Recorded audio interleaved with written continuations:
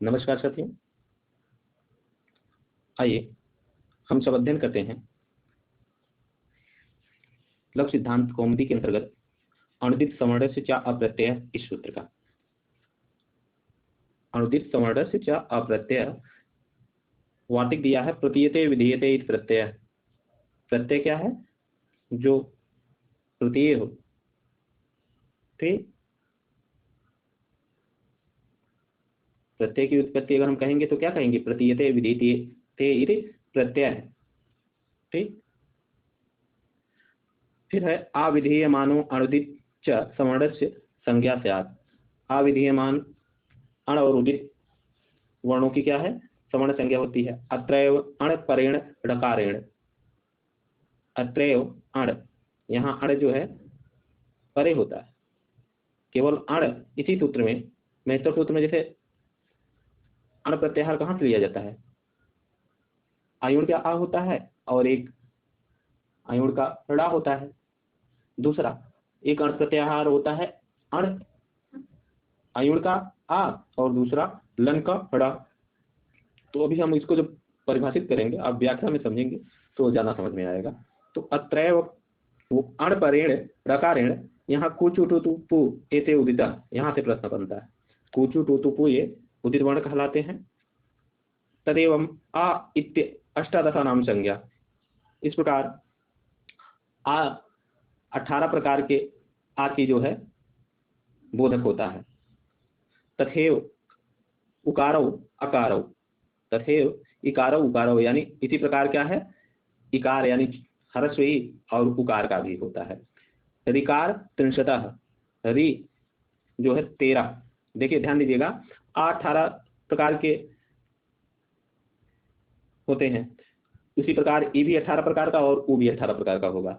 लेकिन रि 63, ऋकार 63, यानी रि जो है 30 प्रकार की बोधक होती है। एवं लिकारो अपि, और लिकार भी, ला भी क्या है? 30 प्रकार के सवर्णों का बोधक होता है। एचो द्वादशा नाम, जो एच है, एच प्रत्याहार के अंतर्गत ए ओ ऐ औ इत्यादि बढ़ाते हैं। तो इनके कितने भेद हैं? इनके 12। ये अपने 12 सवर्ण इनके होते हैं। अनुनासिक अननुनासिक भेदेन या व ल दिधा, और इस प्रकार अनुनासिक या वाला और अनुनासिक दो प्रकार के या वाला होते हैं। देखिए, लिकारो अपि 63, एचो द्वादशा नाम, अनुनासिक अननुनासिक भेदेन यवला दिधा, ते नाम अनुनासिकास्ते दयोर अर्धयो संज्ञा। इनमें से दो प्रकार के होते हैं। या वाला जो है क्या होते हैं? अनुनासिक एवं अनुनासिक होते हैं। फिर दो प्रकार के ये या वाला जो है इनके बोधक होते हैं। नीचे दिया गया है आपको अण उदित सवर्ण से अप्रत्यय, इसको जो सूत्र है उसको अलग किया गया है। अण हो, उदित हो, सवर्ण होते हैं और अप्रत्यय। इनका जो है व्याख्या इन शब्दों की आगे हम करेंगे। अल्प प्राण महाप्राण आपको पिछली कक्षा में हमने बताया ही है कि 1 3 5 यानी वर्गों के प्रथम तृतीय वर्ण जो है वह अल्प प्राण होते हैं, और महाप्राण जो है वर्गों का द्वितीय और चतुर्थ वर्ण महाप्राण होता है। ठीक, अगर वर्णमाला से लिया जाए तो शब्द। इसलिए इसके बाद इसके अर्थों की चर्चा हम लोग कर लेते हैं। ठीक, देखिए, जब हम अर्थ पर की चर्चा करेंगे तो अर्थ में जो है ये ध्यान दीजिए कि अर्थ में क्या है कि जिसका विधान ना हो, ऐसा और उदित ये दोनों सवर्ण बोधक होते हैं। अण प्रत्याहार के अंतर्गत कोई भी अविधीयमान वर्ण अपने सभी सवर्णों का बोधक होता है। अविधीयमान जिसका विधान ना हो, यानी जो लिखा तो नहीं गया हो। ठीक, अब विधान ना होने का मतलब रचना नहीं हुई हो जिनकी, ऐसे अण और उदित ये दो वर्ण दोनों जो है सवर्ण बोधक होते हैं। ठीक, इनके अतिरिक्त उदित भी अपने सवर्णों के बोधक होते हैं। अण भी अपने सवर्णों का बोधक होता है और उदित भी। अण के अंतर्गत जो है, अब यहाँ अण जो प्रत्याहार है वह आयुड़ जो एक सूत्र है माहेश्वर सूत्र, उसमें का आ ई उ रे, आयुड़ से आ ई उ, यानी इन तीन वर्ण जो हैं आ और ई और उ, ये सभी क्या हैं, अपने सवर्णी बोधक हैं। ठीक, इनमें आप आगे पढ़ेंगे कि आ के 18, ई के 18 और उ के 18 भेद हैं। ठीक, आयुड़ में, अण प्रत्याहार में। देखिए आ प्रत्यय शब्द आया है ना, अण तो आप जान गए, तो उदित भी जान गए, फिर आ प्रत्यय है। आ प्रत्यय का अर्थ है कि अविधेयमान जिसका विधान ना किया गया हो, क्योंकि प्रतीयते और विधेयते समान बोधक शब्द हैं और प्रत्यय की व्युत्पत्ति है प्रतीयते विधेयते इति प्रत्यय। अविधेयमान अण और उदित सवर्ण संज्ञा, अविधेयमान अण और उदित ये सवर्ण संज्ञा के बोधक होते हैं। अण और उदित जो दोनों क्या हैं, सवर्ण संज्ञा के बोधक होते हैं, यानी इनसे संबंधित कोई भी वर्ण हो तो वे क्या होंगे, सवर्णी होंगे। ठीक, केवल इसी सूत्र में अण में महेश्वर सूत्र लन में स्थित द्वितीय संज्ञा से लिया जाएगा। जैसे कु चु टु तु पु, ये सभी क्या है, उदित वर्ण कहे जाएंगे। यहाँ से प्रश्न जो है आप जान लीजिए पूछा जाता है, तो इसको आप किसी अलग कलर से नोटिस कर लीजिए। थी, देखिए ये कुचु टू पू जो है वो क्या है, उदित वर्ण है। तो इस प्रकार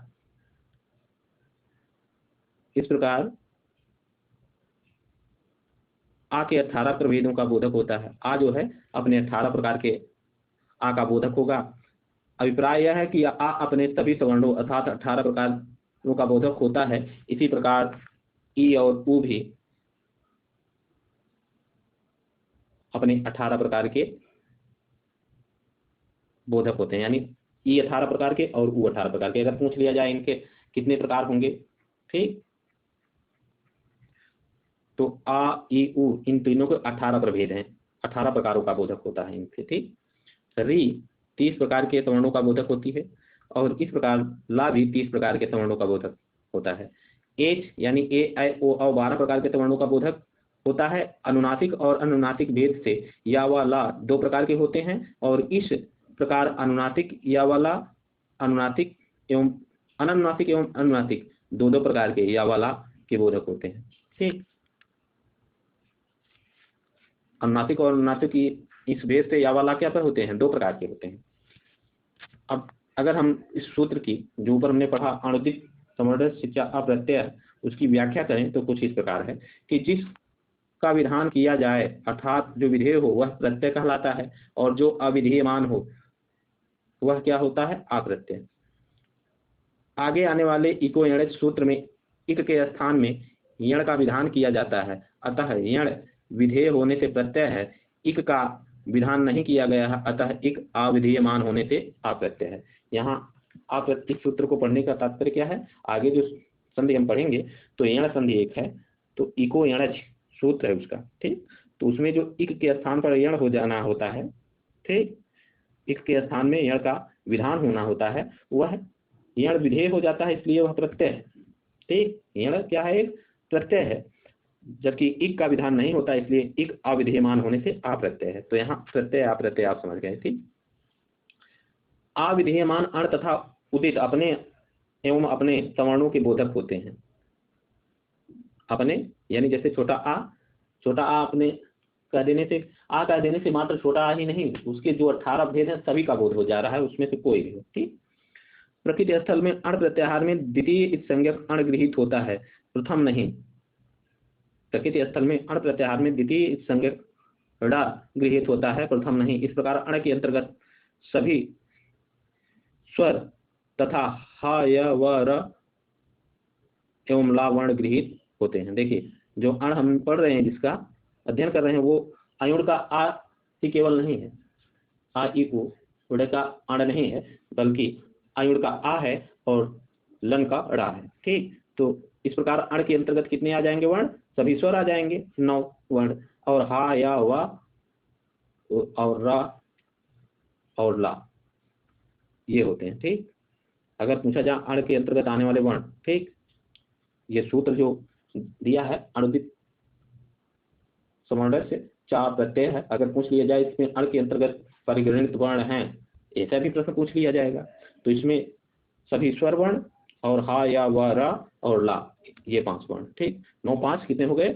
14 वर्ण अण के अंतर्गत परिगणित होंगे। अगर ये पूछे इस सूत्र को देकर इसके अंतर्गत अण के अंतर्गत कौन कौन से वर्ण आएंगे या कितने वर्ण गिने जाते हैं। ठीक, यहाँ से प्रश्न पूछा जाता है कुचु टू टू पू, ये सभी उदित हैं। उदित उत इत, जिनके उ उत यानी उ इत हो कहे जाते हैं। जैसे कु है तो कु को इत कर देंगे तो क्या बचेगा? का, तो कवर्ग हो जाएगा। चू है चवर्ग हो जाएगा, टू है तवर्ग हो जाएगा उ इत हो जाने पर। ठीक, तो जैसे यहाँ देखिए दिया है ना, तो क्रमशः अगर हम उ लोप कर देंगे, इत कर देंगे, तो क्या बचेगा? क च ट त प। तो कु अपने सभी सवर्णों के बोधक हैं।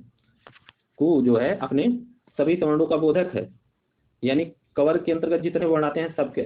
ठीक, कु कहने से ही क्या हो जाएगा? क ख ग घ ङ, इन सभी वर्णों का बोध हो जाता है। अर्थात कु कवर्ग के सभी वर्णों का बोधक है। इसी प्रकार चू कहने से, टू कहने से, चू कहने से चवर्ग, टू से टवर्ग और टू से टवर्ग तथा पू कहने से पवर्ग का बोध हो जाएगा। ठीक, तो आप समझ रहे हैं कि कुचु टू टू पू से तात्पर्य क्या है? सभी वर्गों से है। ठीक, जो वर्ग हैं उन वर्गों से है। अब देखिए उपर्युक्त विवेचन, यानी अगर हम जो अब तक अध्ययन किए उससे यह निष्कर्ष है कि आ कहने से 18 प्रकार के आकार यानी आ का बोध होता है, और आ अपने सभी सवर्णों 18 प्रकार के आ का बोध कराएगा। इसी तरह इकार एवं उकार भी अपने सभी सवर्णों का बोध कराएंगे, यानी 18 प्रकारों का बोध कराएंगे। ऋकार 30 प्रकार के सवर्णों का बोध कराएगा, इसी प्रकार लिकार भी 30 का बोध कराएगा, क्योंकि री और री उच्चारण स्थान के भिन्न होने पर भी सवर्ण है। क्यों? क्योंकि एक वार्तिक हमने पढ़ा कि री री वर्णयो मिठा सवर्णम वाच्यम। ठीक, री के 18 प्रभेद और ली के 12 प्रभेद होते हैं। इस प्रकार कुल प्रभेद 18 12 कितने हो जाएंगे? 30। तो एच ए ओ ए औ वर्णों का ह्रस्व नहीं होता, इसलिए एच के 12, एच जो है अपने 12 प्रकार के सवर्णों का बोधक होता है। या व ल क्रमशः अनुनासिक एवं अनुनासिक दो प्रकार के यकार, वकार और लकार के बोधक हैं। अर्थात या से य तथा य, वा से व तथा व, ला से ल और ल, ये जो है यानी देखिए दिया गया है ना, एक तो साधारण ला या व और ला है, दूसरा जो है या व ला पर जो है चंद्रा का मात्राएं लगी हुई हैं, यानी वे क्या है? अनुनासिक वर्ण है, अनुनासिक वर्ण है। ठीक, तो आशा है कि आप इस सूत्र को जो है समझ गए। देखिए यहाँ से जो प्रश्न पूछे जाएंगे वह वर्णों के प्रकारों से पूछ लिए जा सकते हैं। अण के अंतर्गत कितने वर्ण आएंगे ये, और आ के प्रकार कितने हैं, आ के सवर्ण कितने हैं, भेद हैं, ई के कितने हैं, ऊ के कितने हैं, री के कितने हैं, री के कितने हैं, और ए ओ औ इनके कितने हैं। ठीक, अनुनासिक और अनुनासिक के कितने हैं, बस। ठीक, तो आइए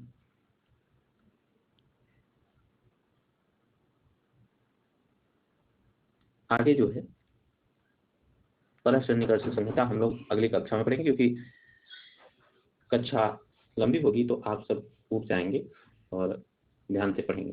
ठीक, तो आगे कक्षा में हम सब परसन्निकर्ष संहिता, संयोग संज्ञा, सुप्तिगंतम पदम इत्यादि ये तीनों संज्ञाएं पढ़ेंगे। ठीक, तो मिलते हैं अगली कक्षा में, तब तक के लिए नमस्कार।